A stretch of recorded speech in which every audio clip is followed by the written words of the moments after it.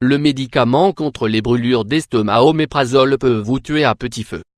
Toute personne ayant des problèmes digestifs fréquents est confrontée à des défis quotidiens et à des gènes potentiels. Souvent, on cherche à calmer ces gènes avec des médicaments. Or le plus judicieux est d'en chercher la cause afin de les éradiquer. Dans cet article, on va découvrir que ce type de médicament peut avoir des effets secondaires considérables, notamment un risque accru de crise cardiaque. Explication. La production excessive d'acide dans l'estomac cause une affection qui est traitée par une classe de médicaments appelés inhibiteurs de la pompe à protons, HIP. Ces médicaments agissent en bloquant un système dans les cellules de l'estomac qui produit l'acide. Lorsque la pompe à protons est bloquée, l'estomac produit moins d'acide et ainsi les symptômes diminuent. Les déclencheurs des troubles digestifs. La production excessive d'acide gastrique peut provoquer des maux d'estomac, une indigestion, des douleurs abdominales, des ballonnements ou des problèmes intestinaux. Quelles en sont donc les causes? Les habitudes alimentaires. Les repas copieux peuvent entraîner une production excessive d'acide gastrique. Il est recommandé de manger de petits repas et de manger lentement pour bien digérer les aliments.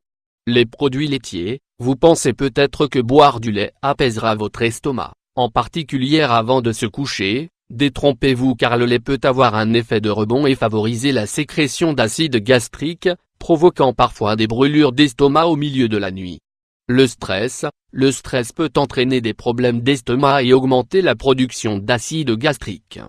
Si vous constatez que le stress est la cause de vos problèmes d'estomac, trouvez des moyens de le gérer comme en faisant de la méditation ou du yoga au lieu de prendre des médicaments.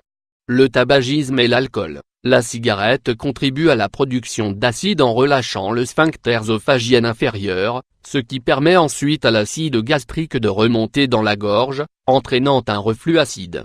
L'alcool entraîne également une augmentation de la production d'acide gastrique en irritant les muqueuses gastriques.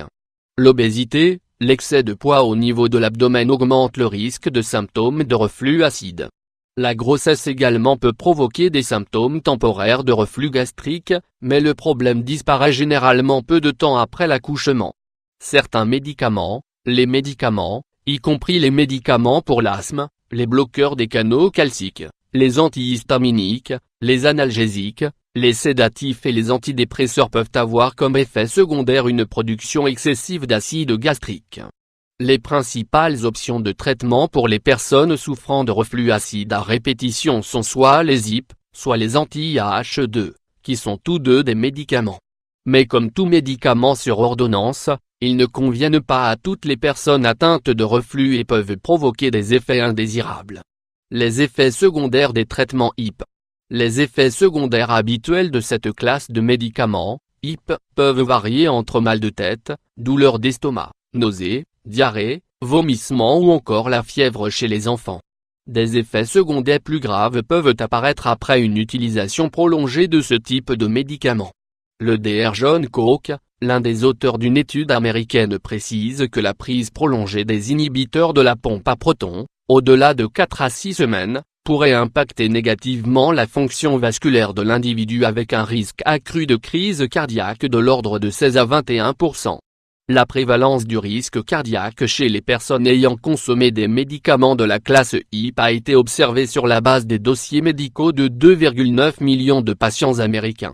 Une autre étude publiée dans la revue scientifique BMJ et relayée par nos confrères de WebMD indique un risque accru de décès chez les patients utilisant ce médicament sur une durée prolongée.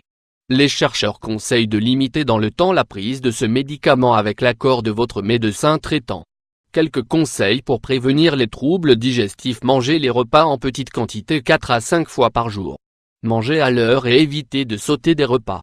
Consommez des aliments moins irritants comme les aliments épicés, acides, frits ou gras. Évitez l'alcool. Des quantités excessives d'alcool peuvent affaiblir la muqueuse protectrice de votre estomac. Arrêtez de fumer. Mieux gérer le stress. En effet, un stress élevé augmente la production de sucre gastrique dans l'estomac.